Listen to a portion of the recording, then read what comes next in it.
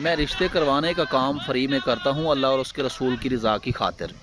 मगर इसका मतलब ये भी नहीं है कि मुझे पेट नहीं लगा हुआ।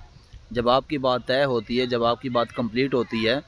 तो बजाय इसके कि आप हमें इग्नोर करें, आप अल्लाह और उसके रसूल की रज़ा की खातिर आप हमारे साथ ऐसा ताउन करें ताकि हम आगे भी काम को जारी रख सकें।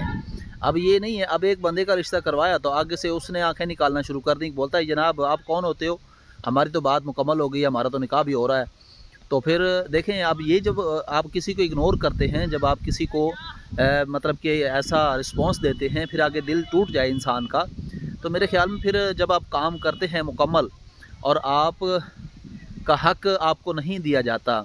या मिसाल के तौर पर आप देखें एक बंदे का काम हुआ हो और वो मिठाई का भी ना पूछे और आगे से बोले जनाब आप कौन होते हो, तो फिर तकलीफ़ तो होती है ना, आपको पता है। और इसके अलावा भी काफ़ी सारी बातें हैं जो इंशाल्लाह शेयर करूँगा मैं आपके साथ।